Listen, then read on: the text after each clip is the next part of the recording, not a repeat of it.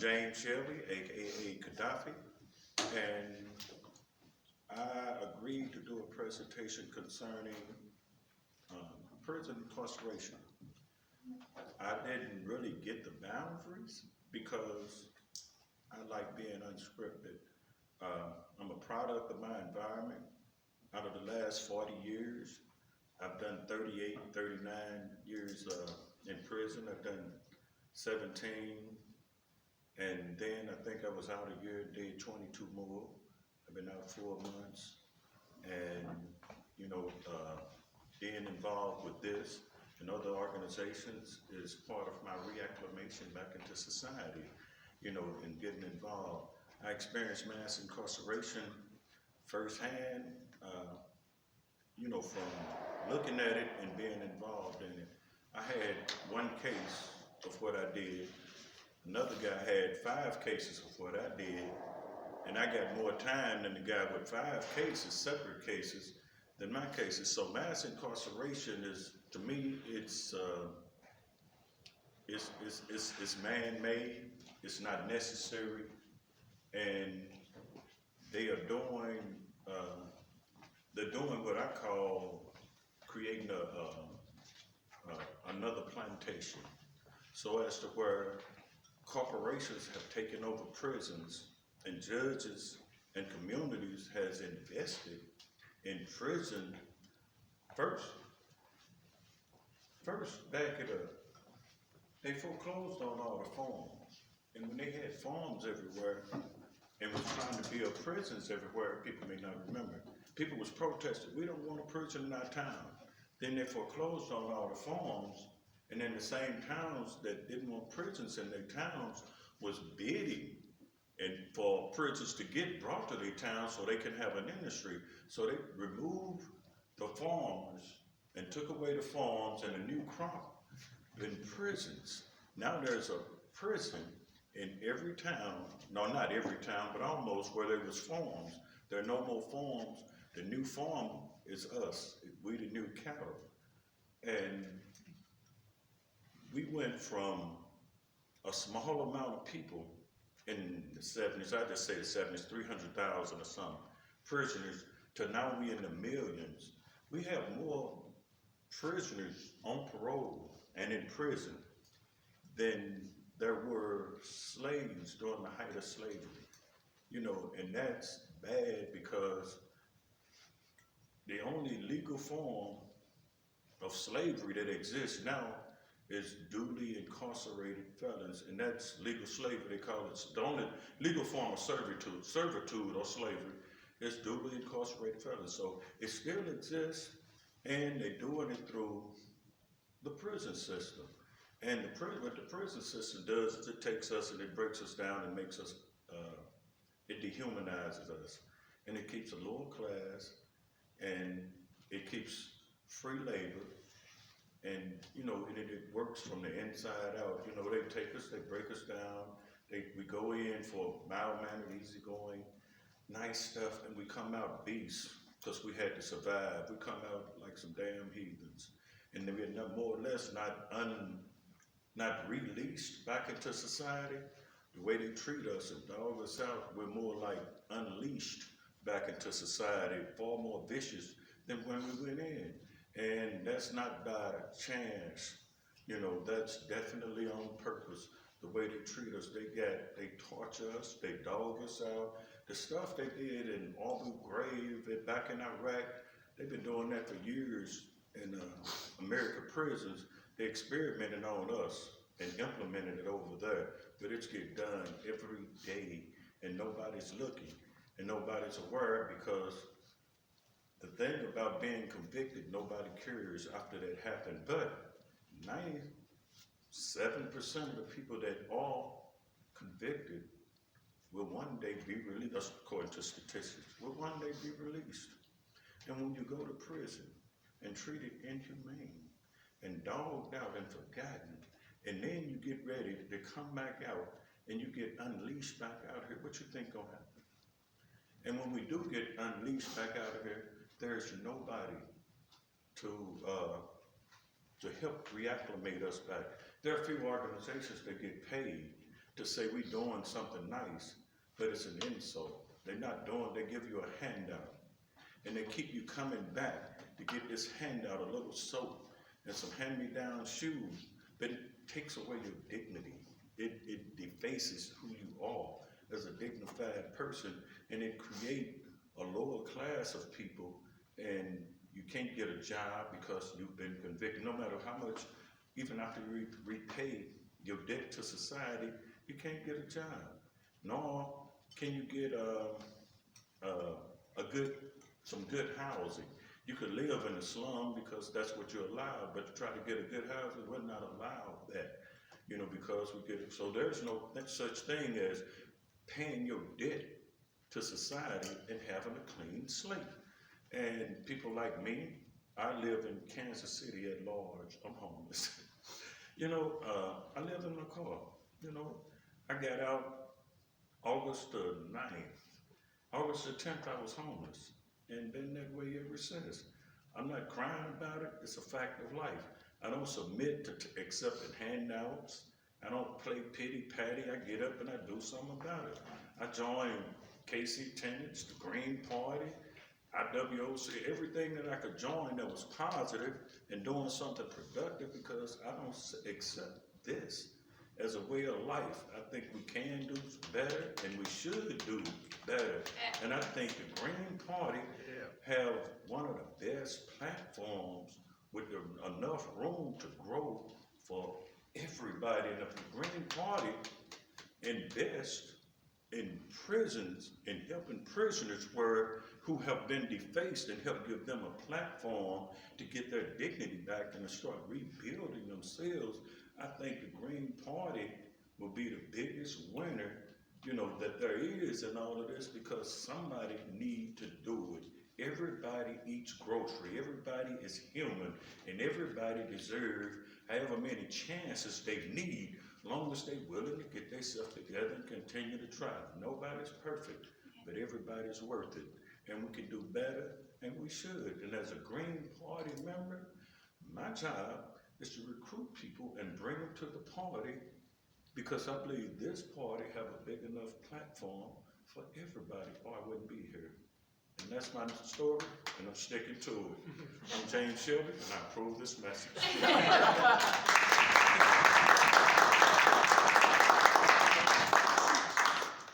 James, anybody have any questions for James? Oh, I gotta come back up here? You don't have to. How do you feel about running for Congress? Now, I don't know what I said. I don't know what's real. I don't rehearse nothing that I talk about, and I try to keep my mind clear. And when I was asked to talk, I'm like, look, I'm not gonna write nothing down. I'm not gonna do nothing, because I believe in everything that I say. I'm gonna say it. I'm unscripted. Now, come on, what are the questions? I like the way you talk about the way the criminal justice system is set up, and a new plantation system with they put the prisoners to work for next to nothing. It is. In prison we get in prison in Missouri we get something like a quarter a day, 23 cents a day, and we got to work, and we got to work however long they say, like in the kitchen or wherever they put us. We get $7.50 a month. If you got a GED, you get $8.50 a month. They call that premium pay. I'm just saying. And they do stuff like they make the flags. They make all the license plates in Missouri. Yeah. They make desks. They make they make stuff that the state make money off of, but the prisoners can't get paid. In fact, prisoners more or less are getting charged. They still, even though they're in prison and don't make the $7.50 an hour, a day, most prisoners, unless they, uppity and get paid like $12.50, a month instead of $7.50 a month. But other than that, anything that we get is gifts. And even though we're in prison, we still held to paying child support and different stuff we can't afford. And so that creates a breed in there that nobody talks about or won't even consider, because when you're in prison and you only get paid $7.50 a month or $8 a month, and anybody send you something and you gotta pay child support or restitution or whatever you gotta pay, the state automatically takes anything that you get over $5. So some people can't get the $5 a month, no matter if somebody send them something, so it don't make no sense to nobody to send them nothing, because unless they gonna pay it all off, they can't have it. You know, and then paying somebody's child support in prison by sending them gifts that's, you know, most people wouldn't do it, I mean, not gonna do it. So some people in prison can't get not allowed to have but $5 a month, period. That means they could never buy them tennis shoes, they could never buy no sweatpants, they could never buy a radio or a TV or anything else that other people have, and what that does is it turns them into, or it places them in a compromising situation with the rest of the inmate population. So anything you want to watch my TV, you got to do something for me. You want some extra commissary, you got to do, and so you create something, you know, that's inhumane in there, and nobody see it. And it's either we don't know it, or we don't show it, or we don't care. We gotta let you tell your story. Now, ask you another question, brother? Yes.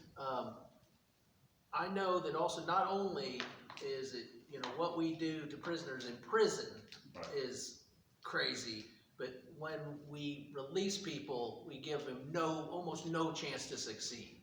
Yeah. I'd like to hear you tell us about that, because you know this. No, you know. when I got out, I was living at the place where I was paroled to, and the person there, in a heat of passion, was debating or having an argument with their daughter, and I tried to defend the daughter because I was there, and I said, no, that's not what happened, and she had told her daughter that she needed to get the hell out. I tried to defend that, and they told me I could get the hell out too. Being fresh out of prison, I understand if somebody invites you out of their home, get the hell out, you know. And so I got out. I was in prison for 22 years, doing a 25-year sentence, based due to a mandatory minimum thing. And I got out Friday, Saturday night. I was homeless. I left with everything that I had. I walked around for 4 or 5 days. And everything that I had, a little bit at a time, got kicked to the curb until I was walking with nothing. And I literally bust my feet because I didn't know where to go. Or I wasn't gonna go to no shelter. That was like going back to prison. I didn't know who to trust. I didn't know where to sleep. So I just walked around. And I went from bus stop to bus stop resting until I got my bearings right. And, you know, it's other people out there that don't want to be out there like that, but they have nowhere to go. People to give them handouts and then say, look at them. And then they keep them coming back. Don't nobody really help them. And there's no lot of places to go, you know, for people. And the people that do help you, it's based on the time you come and you sign in, you get this, and you document that, and they get grant money for it. And the caring part is not there. They're not, you know, I haven't found nobody that was there to help nobody. I've had people to turn me down because I didn't say or do or jump through the right hoop the way they wanted me to do it to make them look good. And it wasn't about helping me. It was about making them look good. And so most of the stuff that I seen is a scam, you know, and there's nothing out here, or I haven't seen it, that actually help people for the sake of helping people because people care. It's because they get grant money, you know, to do it, and if you don't jump through the hoop, then you can't do that, you know. And so it's a fraud, you know, and people are hurting, and people are out here, and you know, and they have no place to go. People not eating, people not drinking, you know, and sadly, some people gonna die this winter, you know, because of this inhumane situation, and nobody cares. You know, there's no urgency, you know, and it just don't exist because, you know, we've been branded with this. You're a convicted felon, you know, and that's it. But even in that, if every convicted felon gets this done, that's 6,000, approximately 6,000 people get released back into just Kansas City alone each year. And if we're gonna treat 6,000 people like that a year, in a minute, the people getting out of prison gonna have an army larger than the actual people who don't care, you know. And so something need to be done. We can do better. You know what I'm saying? I believe that I wouldn't be here, and that's my job. I speak for the homeless, and I speak for the prisoner who just, and I'm gonna do something about it. I'm recruiting prisoners, and we finna get out, and we gonna clean up stuff and fix stuff, and we gonna shine a better light. And I'm inviting the Green Party, or I'm a part of the Green Party. I'm demanding that the Green Party get involved and help me, you know, shine a better light on these people, or on us, because we deserve better. And if given an opportunity, we will do better. I got a whole lot of people asking me, what you want me to do? Where can I fit in? And I don't have a base to say, come on, I know somewhere where you're welcome. You know, or these people, you know, and it's just like everybody looking at me saying, man, we see you. What can we do? Where you want us at? Where do we need to be? People in St. Louis called me and said, we got an army. Move back down here, man. We ready. And I'm just sitting there saying, it's everywhere. And we're just not hearing them. We're not seeing them. You know, and we could do better. I know we can. I'm feeling it. You know, I'm out there. You know, I mean, we got this, but we need to do it. You know, we need to stop talking about it and start being about it. Yeah. 1 minute? Yeah, I got 1 minute. What y'all need? No, what we need to say? You know, I mean, for real. For real. I'm a personal kind of guy, man. I'm challenging everybody to get involved because I got stuff that I want to do in this department. Now I'm gonna do, and I'm gonna do it without resources, with or without. I'm just gonna get people and start doing. You know, at first I was sitting around trying to figure out how to get what I need. You know, saying I don't have what I need to go to work. And now I decided, I changed my mind and say, hell with what I got, I'm gonna go to work with what I don't got. And so I'm finna do the damn thing. And I'm challenging everybody to help, get involved. You know, we can start doing something. When people see us doing something, people will respect and love us for it, and they'll get involved. People will reciprocate the love, you know, but somebody gotta start, you know.